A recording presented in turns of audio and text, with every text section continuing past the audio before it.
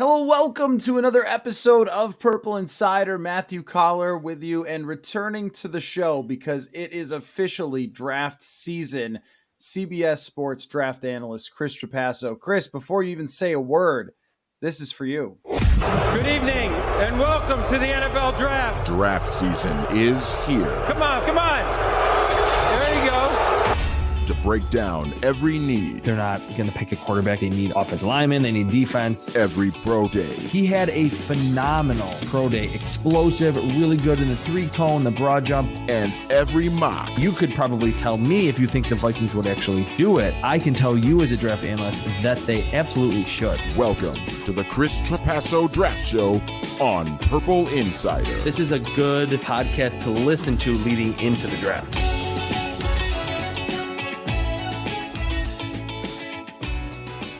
The best intro in sports podcasting, I think. The best produced, spliced together intro. I love hearing it. I got my NFL sweatshirt on because it's NFL draft season, and I'm super excited to be back.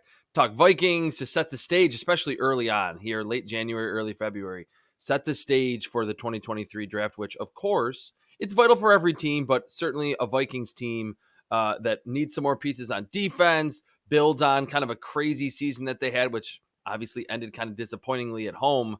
This is a very vital draft for the Vikings in particular, leading into next season.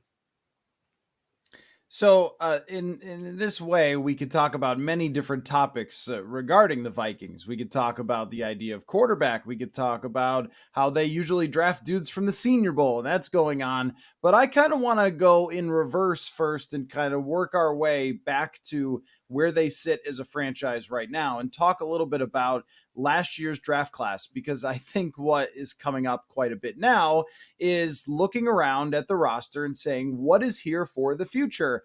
And had they had an amazing draft from last year, or at least as of this moment, we know it takes multiple years to analyze a draft, but as of this moment, not exactly bearing a lot of fruit from Lewis Cine and Ed Ingram, Andrew Booth Jr., Brian Asamoah. And I guess I want to ask you how patient Vikings fans should be with this draft, because the concerning thing wasn't just that they didn't contribute. I think it was that injuries also played a big factor. And if there's one thing that you can't control that sometimes just derails careers, it's injuries.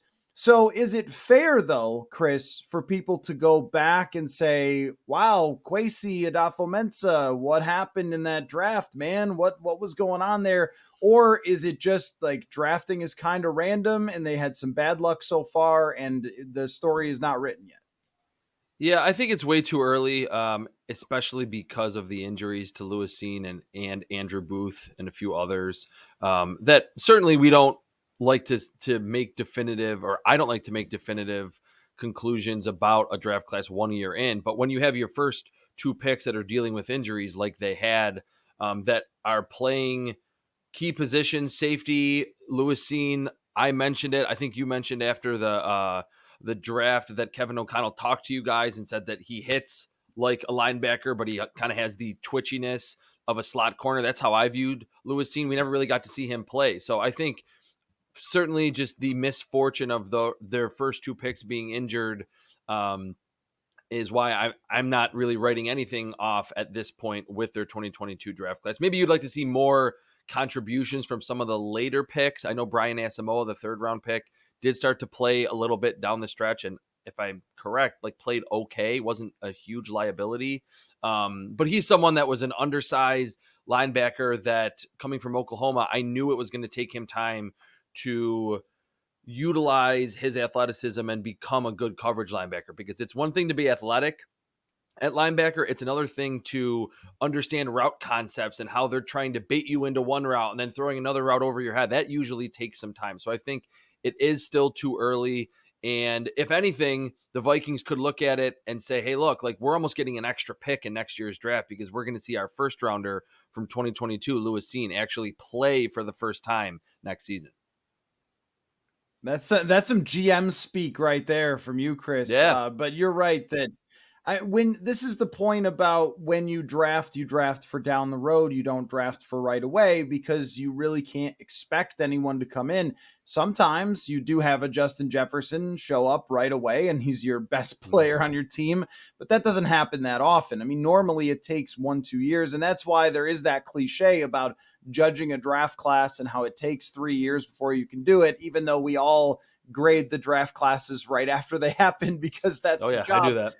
But, I think with this, though, I mean, you go back to draft night, and I don't recall exactly what you and I said after the draft, but I think that what Kwesi Adolfo-Mensah did on draft night, it did kind of put him in the spotlight by trading down, by not getting in next year's first, which, boy, they could really use at this point, by giving the Detroit Lions Jameson Williams, who we knew was not going to be a contributor in year one because of his injury, but also giving the Packers Christian Watson.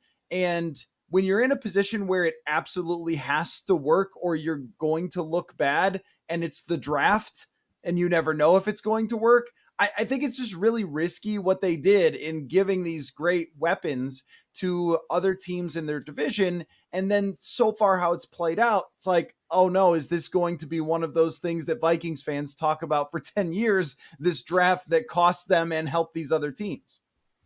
Yeah, there's always that ripple effect in the draft, and it's always fun to look back. You can go back 3 years, 5 years, 10 years and pick apart, a decision that one team made and how it impacted the rest of that round, or like you're saying in the division. I think going back to your previous point about like, is it too early and to grade the draft and what the Vikings did last year, it kind of felt like it was a plan for the future because they have Harrison Smith, they have veteran safeties, they were getting good play out of Patrick Peterson, and they picked a safety and a corner, younger players at those positions with their first two selections. So I think if anything, the Vikings can say, hey, look, we didn't like how the season ended.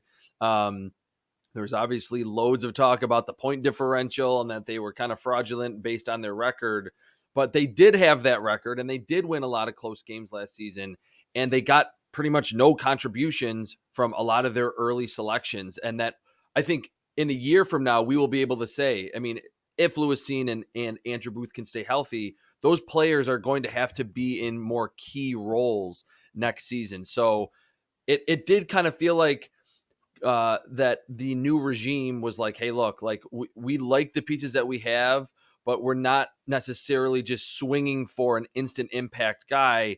It's more about the long term at positions that we don't necessarily need right now, but we might need in 2024 and beyond. Right. And I think that they understood that they needed to rebuild the secondary because it was in such dire shape at the end of Mike Zimmer's tenure. And if they had better cornerback play under Zimmer, he might still be coaching here, to be honest. But I think that the concerning part is that with some of the players, the red flags were there.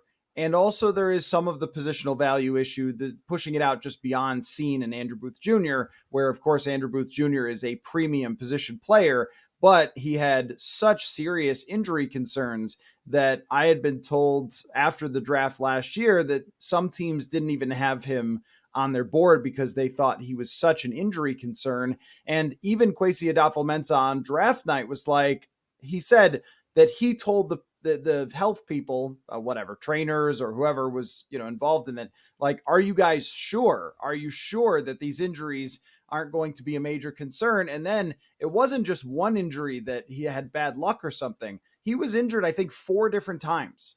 It was almost every time he stepped on the field. It was like if you and I did it. Like every time that he stepped on the field, he got hurt. And I think that that's more than just bad luck, where Lewis Cine was bad luck. But then with Lewis Cine, he wasn't starting over Cam Bynum, who is a nice player, and I think everyone likes Cam Bynum, but it's not somebody who's supposed to be a difference maker. That wasn't a high bar to jump over. Not only that, he wasn't even the backup to Cam Bynum. That was Josh Metellus, and I think that that is a red flag that you can't, as a safety, go through training camp and beat out someone like Josh Metellus, who's a career special teams player. So there's kind of more that goes into it than just like, oh, well, bad luck and maybe next year. it might be that these guys don't end up being contributors. And then I think that puts them in an incredibly difficult spot. Yeah, I mean, that would be the case. If Andrew Booth can never get healthy, when that was the big concern. I didn't hear during the draft from anyone that I talked to that he was completely off their board, but I did hear from some teams that he was pushed way down their board, and that's why he fell to the second round. That he was a first-round pick just on film alone and athleticism that he showed, ball skills, all those things that teams like to check off at the cornerback spot. But the injuries were a big concern. So if he's never healthy and Andrew Seen next year in training camp preseason doesn't look like an instant stud, like what I just said, that they were planning on those two players to be foundational pieces of the secondary. If that doesn't happen, that doesn't materialize, then suddenly you're in a kind of a similar situation that you were before the draft, where the secondary is kind of in shambles because you have older pieces that have been so good for so long that can't play forever. And these initial pieces of this new regime, these two premium draft picks, if they don't ultimately step in and play very good football, again, the Vikings are going to be in a tough spot in a passing league that they're not going to be able to stop or limit the pass against the better teams in the NFC.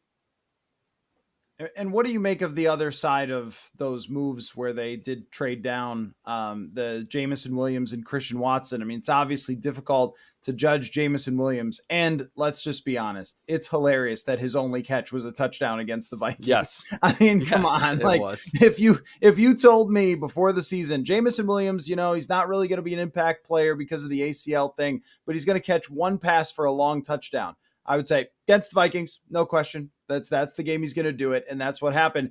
But Christian Watson started to look like he had the makings of something exceptional there. His explosiveness, his big playability, and when you trade with these teams, like, that's the nightmare scenario. And I think that in theory, you would say, well, if it's the best deal, then you should do it.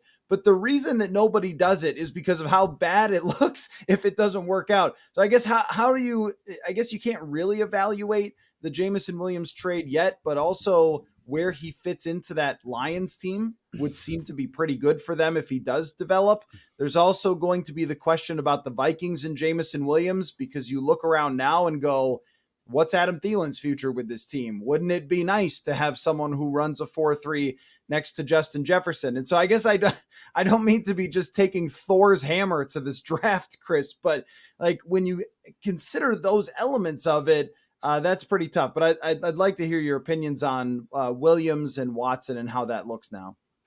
Yeah, I mean, that's certainly, like I said, that's part of it. I think that might be overlooked by some general managers and maybe a first-time GM, that ripple effect that can happen, especially within your own division, that before you say yes to a trade on the phone and call it into the league office, you got to think, well, what could this mean for the Packers and for the Lions?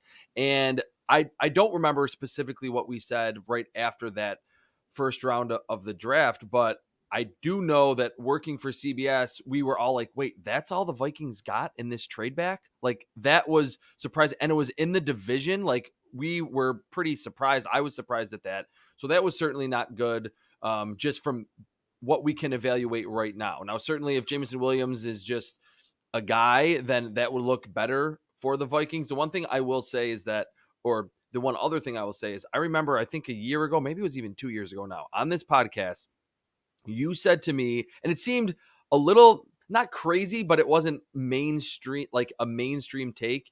You said that in your opinion, wide receiver is the second most valuable position in the NFL. And at the time, I think I was like, okay, it's up there. It's getting more important, but it's really offensive tackle, edge rusher. I am fully on board with the Matthew Coller take that wide receiver is the second most important position.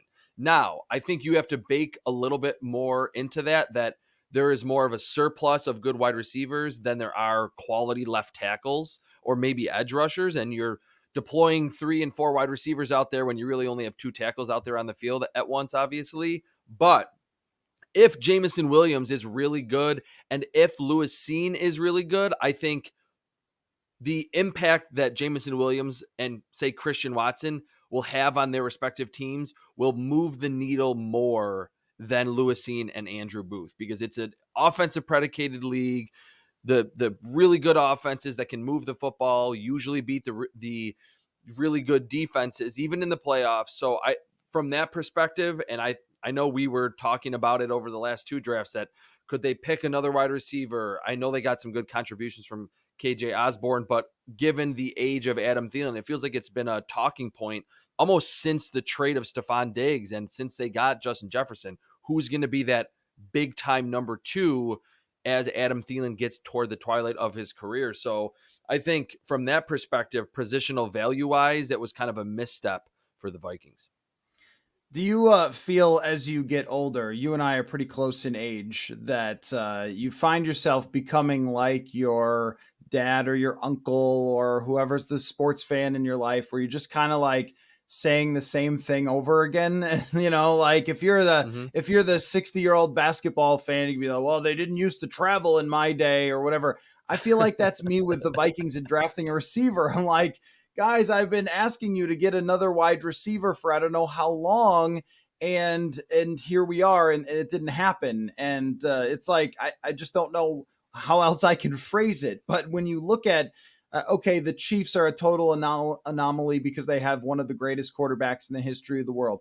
But when you look everywhere else, teams having multiple of these good receivers. Of course, Justin Jefferson can get you to a top 10 offense on his own because he is truly great. And TJ Hawkinson is a great trade and an excellent weapon for them. And I think you do that trade 100 times out of 100. But that is a tight end, and it's not a deep threat. And I don't have the number in front of me, but like he didn't go down the field very often, a handful of times all season.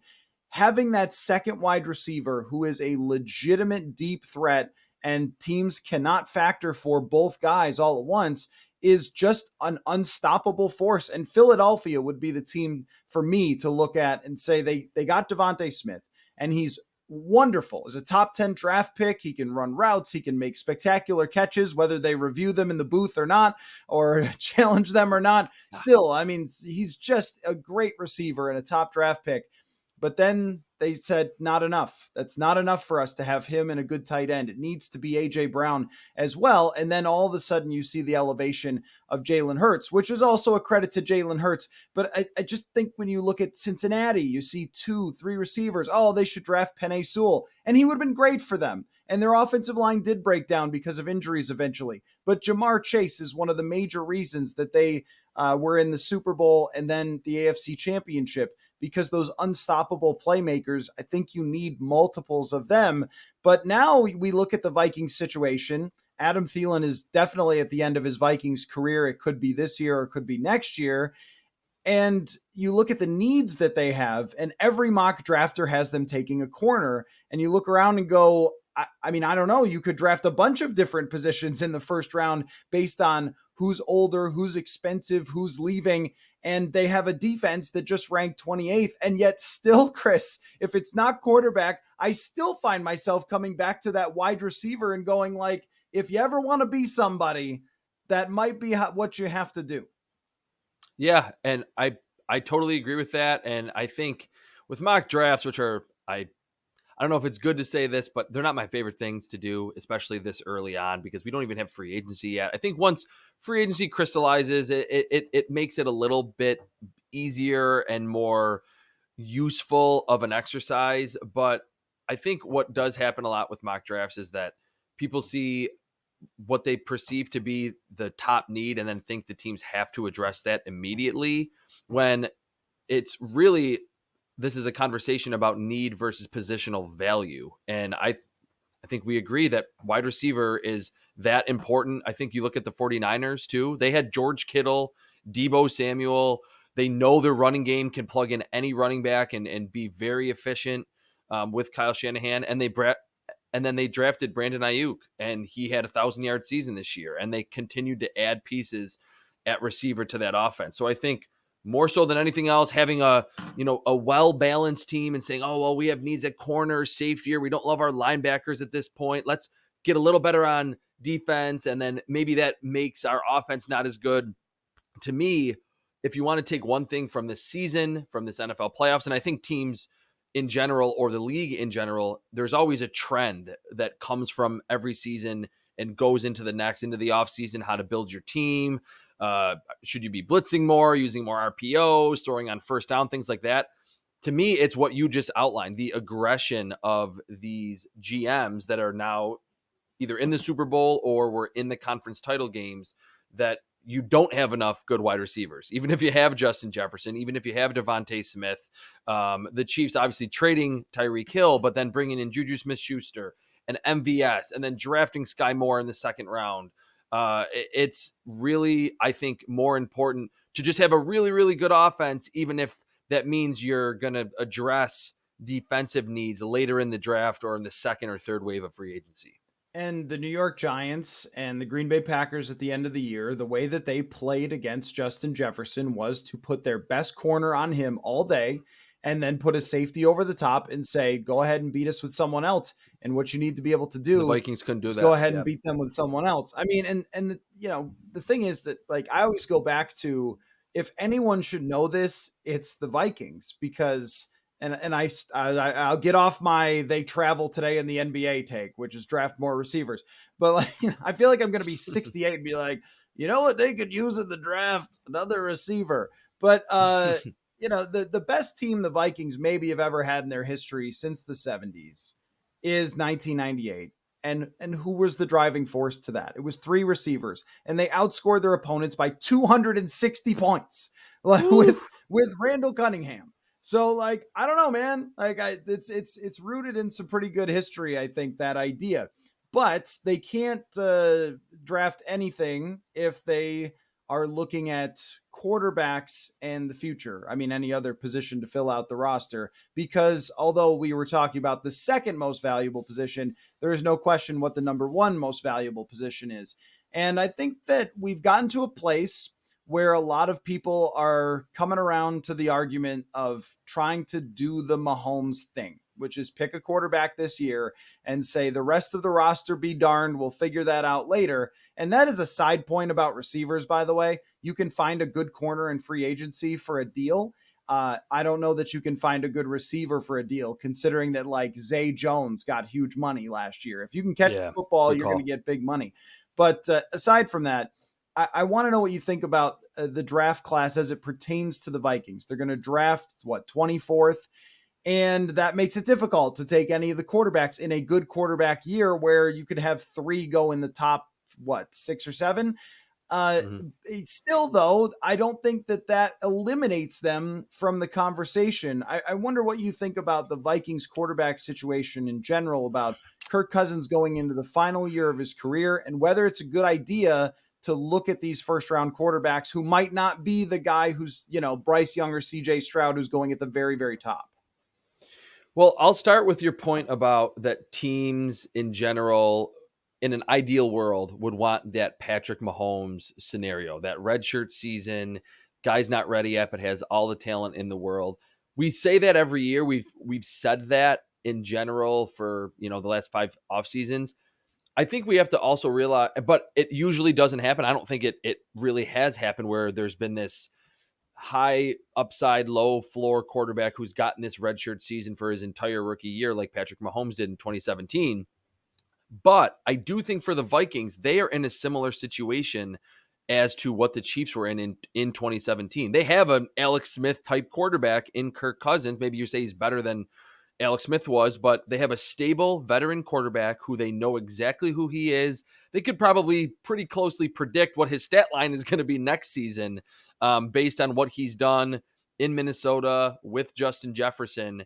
They can still make the playoffs next year. We know that with Kirk Cousins as their quarterback, and still, again, like you mentioned, throw some money at a corner in free agency, draft a receiver in the second or third round, fill out other pieces while just letting a high upside quarterback that is not super polished sit on the sidelines who they picked in the first round. So it's like a lot of teams want that Patrick Mahomes redshirt situation, but don't have the environment or the roster makeup to do it. The Vikings truly are a team that could do it. And with this quarterback class, I mean, we can dive into it as deeply as you want right now because I have watched all of them, or the marquee guys at the top. It really is that, what type of flavor do you want at the quarterback position? And I think it's interesting early on, and mock drafts will change. There'll be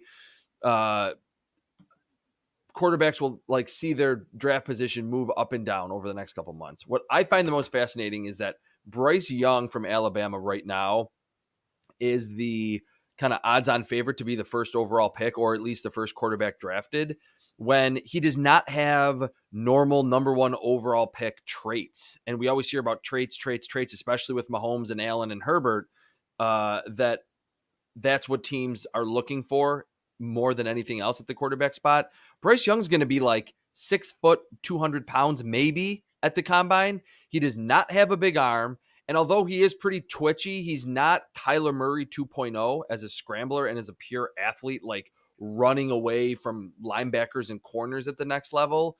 It's all about like his poise and his accuracy. He could certainly go number one overall. A team could trade with the Bears and pick him, but he does not have traditional number one overall pick traits. And then you have those guys like Will Levis and Anthony Richardson. CJ Stroud's kind of in between those two, that he's not super mobile, does have upside, but is a great pocket passer, reads the field really well. So it will be interesting. What I've said early on is not if the Bears trade down and which team it is, but if it's the Raiders or the Colts. It's not just which team does it, but then which quarterback will they pick at number one overall, and what ripple effect does that have on the rest of the first round of these quarterbacks? Because I think you can make a case for all four of them, even Anthony Richardson, to be the first overall pick. But right now, we just do not have a clear picture as to which quarterback that ultimately will be. And I think it will be a different quarterback at the top of a lot of these teams' boards that could, again, certainly impact the Vikings when they go on the clock. Yeah, I mean, it's a fascinating draft from that perspective, because with Bryce Young, he's just so successful in college. Mm-hmm. And, there's always going to be questions about whoever. Joe Burrow, does he have a strong enough arm? Was he just a product of great wide receivers? And then, maybe if you're an extreme hater, you could still say he's a product of great wide receivers, but I don't think that's quite just the case. And Tua is another example of, and I think that this year Tua showed what his high end can be. There's long-term concerns for sure about the concussions, but it took a couple of years, and it was like, oh, well, maybe we should have learned that he didn't have the arm strength. And then you saw him kind of playing a point guard role with, again, multiple wide receivers who are really good. And then there's success there. I like a lot about Bryce Young. I really loved what I saw from CJ Stroud against Georgia. I thought that was a special performance, that if you're making the case for him number one overall as a little more of a traditional pocket quarterback who can move, but a great thrower of the football. Richardson has been fascinating to me. I mean, literally from the first time I saw him against Utah in opening week. Because one cool thing is my wife broadcasted that game on national radio. And so I was watching it, and I had her broadcasts synced up with the TV and radio. Yeah. And I was texting her like, who is this man? Because, I don't follow college football until draft season. Then I start to go back and investigate these prospects. I was like, this guy is unbelievable. And he's the guy that you go, the statistics aren't perfect, but we've kind of learned from this a little bit. And so I think there's a lot to like here. From the Vikings angle, though, how do you get there? Because it will matter where Jimmy Garoppolo ends up and where some other quarterbacks are shuffled around, and certain teams will be looking to get Derek Carr, probably the New York Jets. Maybe Aaron Rodgers ends up with the Jets. Someone's going to be kind of taken off of this board. Maybe even the Panthers surprise us and trade for one of those guys because they don't want to develop a quarterback, and Frank Reich wants to win right away, or their owners want to win right away. So there's lots of things that can change here, but it's hard without a ton of draft capital to see the Vikings getting one of those guys, unless Richardson is the guy that drops because people don't believe in his passing. But I also look at his arm and I'm like, this is not Malik Willis. I mean, this guy can really throw the football. He gets rid of the ball, which was a huge Malik Willis problem. And he is one of the best running quarterbacks I've seen. And he's also a beast too. I mean, this isn't like a slender little guy running around. I mean, this is like a Cam Newton sized human being. He's got many Josh Allen type traits to him. So I have a tough time thinking that the NFL is just going to be like, nah, I don't know. I think they've learned from this, that even a lot of times when you say a guy can't throw, they might end up being Jalen Hurts and really be able to throw the ball. So that might put them out of that conversation. If they are, then what? Yeah, being at 24 overall, it does seem decently unlikely that they would be within striking distance to get one of these guys. But I think what you laid out is correct, that you can look right now at a draft order and say, oh, this team needs a quarterback, that team. There'll be 2 or 3 taken off by the veteran quarterback market. And I think it's not out of the realm of possibility that one of the quarterback prospects falls on day one of the draft. We've certainly seen it in the past many, many times. But you're right. Does kind of feel like the NFL understands it better now that, hey, get a raw quarterback with a bunch of quality receivers and just that's going to help him more than anything else. And that you don't have to have him turn into this Tom Brady, Drew Brees, super precise passer, and you can still get high level production from him. I'm with you on Anthony Richardson, that I think he is a really special talent. And the one thing that I like about him more so than Will Levis, who also has mega tools, he's way younger and he hasn't played nearly as much football as Will Levis. So I think there's just from those two things alone, I think there's just more perceived upside with Anthony Richardson. But I do think if the Vikings scouting staff falls in love with Anthony Richardson, I don't think they should trade away their next 7 first-round picks for him, but you go and you move into the teens if he's still there and get him and then worry about the rest later. This was a team that won the division, that had a great record, that they certainly like what they got out of Kevin O'Connell. It's not a team that if they didn't have, 7 rookies playing next year would suddenly be a bottom feeder in the NFL or even in their own division. You go and do what you need to get that quarterback to, again, plan for the future, which I do kind of feel like was the overarching philosophy in this regime's first draft last year. I do feel like if they moved on from some of their veteran players and then ran the roster out as is, even for next year, and had, say, Anthony Richardson sitting behind Kirk Cousins, they're still like a 9-win team. I mean, they're still going to be right there competing for a playoff spot because of Justin Jefferson and because you have an offense that's leaning into the passing game. And look, you hired a former quarterback, for a reason, right? I mean, to get the most out of your quarterback. And we've already seen Kevin O'Connell working closely with Kirk Cousins and some of the fruit that bared throughout the season, especially in some of the biggest moments. I think you want him to be the guy to develop the next quarterback. And if Kirk Cousins was 30 or 28, I would listen to arguments about, hey, what about these guys linking up long-term and build the roster around him and aim for your one big shot 2 years from now and so forth. But that's just not the case. And he's not getting any cheaper. Prices are going to go up for quarterbacks even more. If we're talking about Daniel Jones potentially getting $40 million a year, what is Kirk Cousins going to demand? And he's in a position to do it. Like, he deserves to look around and go, hey guys, I mean, I was a maybe fringe top 10 quarterback. Like, find me those that are cheap. So his next contract is going to be extremely expensive. I think that all the kind of stars align for this to be the year that they kind of finally pull the trigger on this. But I can also hear the head coach going like, hey, don't you want to get me like a corner or something? My defense was just horrendous. Can you help me out here? But, I also think that based on where their contracts stand, that it was a 4-year deal for Kwesi Adolfo-Mensah. That's a short-term deal for a general manager. Like, now is the time to pick and groom your quarterback to be your guy. And if you hit on him, you're going to get 6-year deals as a general manager in the future, as you see from, say, like Kansas City or Cincinnati. Let me ask you about San Francisco's situation, though. Brock Purdy comes in, plays great, as we all knew last year at the draft time that he was going to be a star. I'm kidding.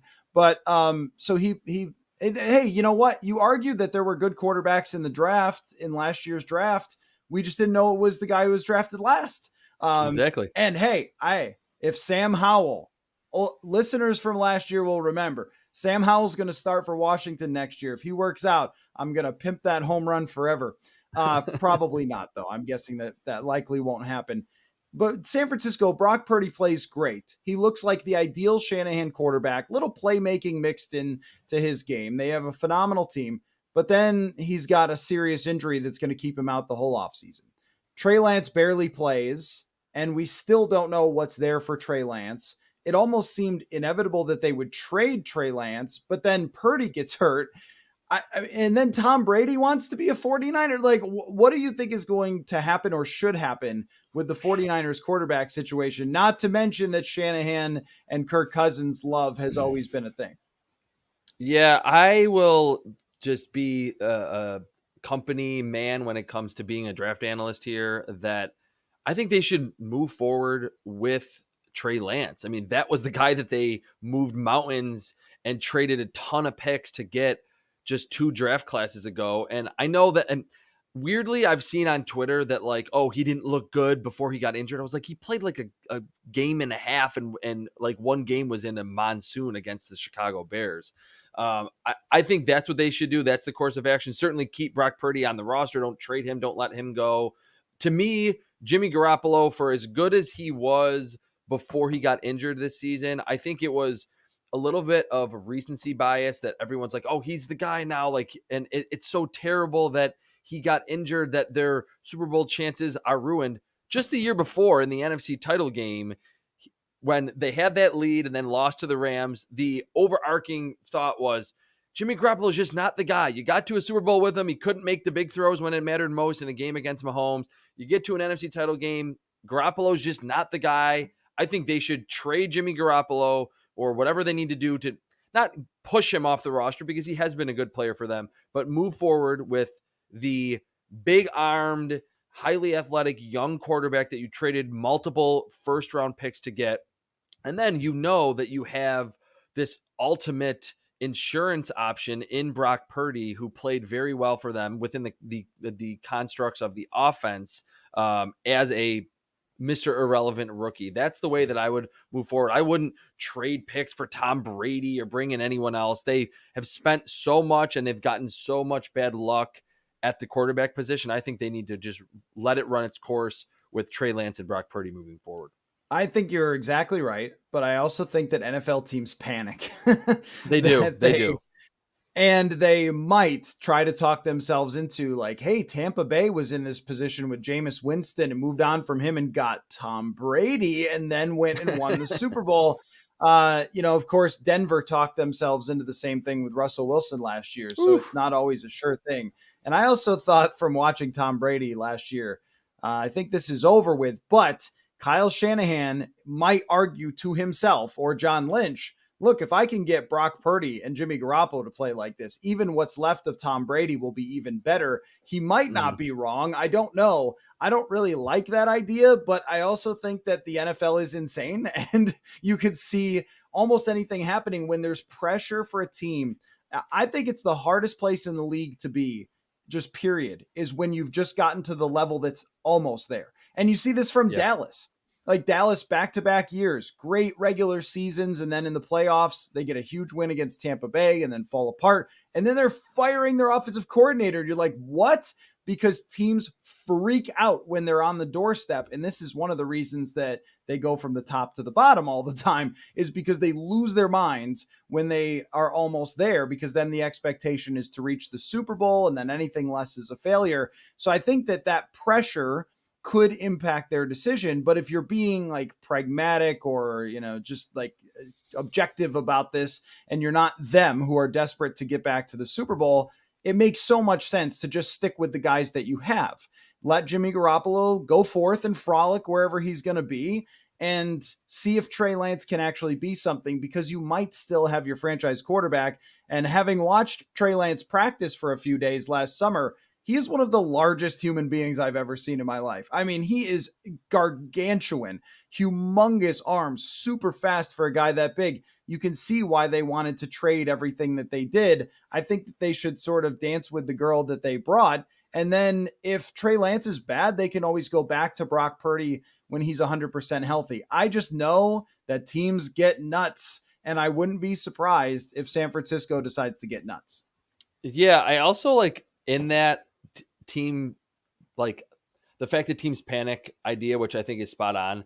I think that a lot of times it will just take one high ranking person or maybe an owner, like in that situation. Maybe Kyle Shanahan's like, look, I've been to Super Bowls, I've been to NFC title games, I know what it takes, let's not panic. And then say in this scenario, the ownership is like, no, we need Tom Brady right now. And then it's like, oh, okay. And I think that happens a lot. Or the GM is all about the draft pick, but the coach is like, I want the guy that I already know. I want the Jimmy Garoppolo type.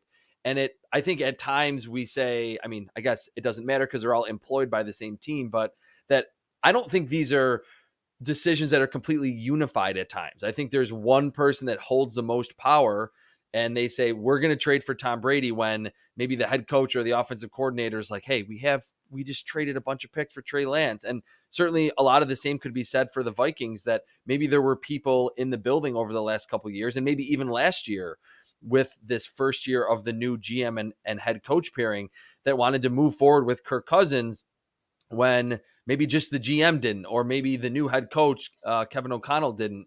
It's kind of an interesting parallel between the 49ers and the Vikings, that they have these good veteran quarterbacks that can at times be great, but we've seen to this point, they haven't given us any evidence that they can be Super Bowl great to win, that ultimate prize for what every team is looking for. So it's going to be an interesting offseason, and certainly the San Francisco 49ers, with their glut of quarterbacks that they have, are going to be big players in kind of setting a domino effect as to what happens on the veteran quarterback market with a bunch of other teams.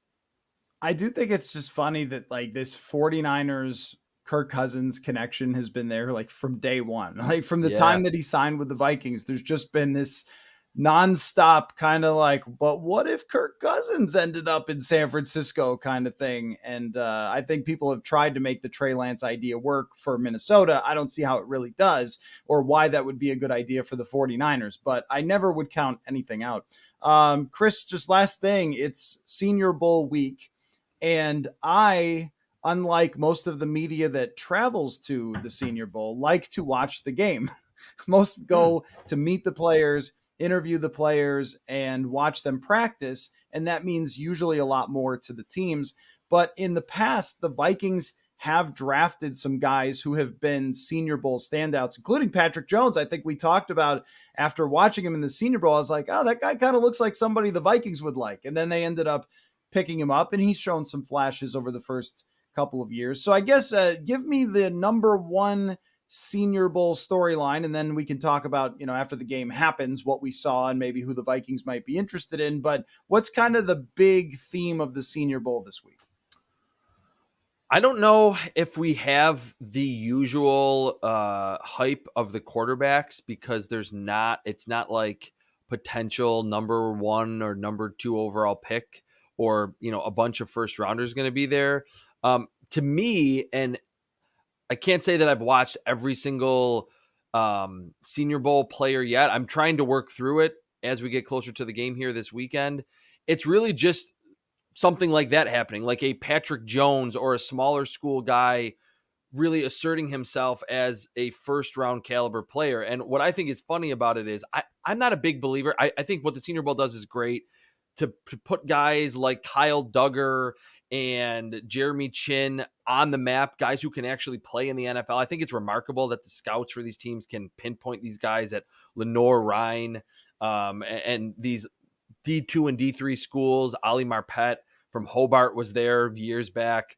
That it is kind of weird to me that we see a couple of one-on-ones on Tuesday and Wednesday and Thursday, and then suddenly it's like, oh, this guy's a first-round pick now. I'm not a big believer in that, but I do understand that this has to be part of my process, that I understand that we will see players that right now no one's really quite sure who's going to be that big-time riser. There will be players after the week of Senior Bowl practices, and like you mentioned, after the game, that we weren't really talking about, that now will be on the first-round radar. And that kind of has to adjust your mock drafts, what teams in front of you are going to do or are more likely to do. Are there a bunch of edge rushers now that are probably going to be gone off the board by the time you select, or a bunch of corners? So without that big quarterback draw in Mobile, Alabama this year, it's really, for me, kind of a wide open Senior Bowl event where there's a bunch, I'm not going to say every single one, but a bunch of prospects that have the opportunity to become high second rounders or even push into the first round this year. So many discussions to have Oh yeah, before lots. we get to the draft, and so many things in the landscape will change as they always do. And you will be along with us for the ride, just as you have been the last 2 years. And you're guiding the ship because for so long, my head is entirely into every single game the Vikings play. And then I sort of open the Pandora's box of the draft and look around like, wait, what's going on? So you are always there to tell us what is actually going on in the draft. So I'm excited about this draft season, man. I'm very excited too. And just for if these are first time listeners that have not heard this draft show, the last 2 years, I've admitted I want to bring it up every year because I like to own my losses that I did not like Justin Jefferson. I thought he was like a byproduct of Joe Burrow. That was like my biggest draft miss. But so you can certainly roast me on Twitter for that. But I do remember, I think one of our first episodes in the 2021 draft class, I mentioned that I liked Christian Darrisaw just about as much as Penei Sewell, and that was viewed as a hot take. I remember comping Christian Darrisaw to Trent Williams, and a lot of people were like, whoa, whoa, whoa, Trent Williams, this is a first ballot Hall of Famer. The way he moved on the field at Virginia Tech at his size, with his width, his balance, his just kind of like nonchalantness as a pass protector, I thought was incredible. And certainly the head injuries are scary and they're a little bit concerning moving forward. But when Christian Darrisaw is healthy, I think he is tracking toward being the next Trent Williams in the NFL, that he is just a shutdown, great run blocker, mobile run blocker, and a complete lockdown in pass protection at left tackle. So I'm certainly going to have some misses, but I will definitely bring some takes that are not viewed as mainstream, because Christian Darrisaw being right there with Penei Sewell got me a lot of criticism before the 2021 draft. Well, I would say too that one of the things that I like about you, Chris, and the reason that I want you here every week, and there's a lot of let's just call sketchy draft analysis at times, is that you're very detailed in your approach. That you always have great information about players. You do a ton of research. You watch a ton of tape.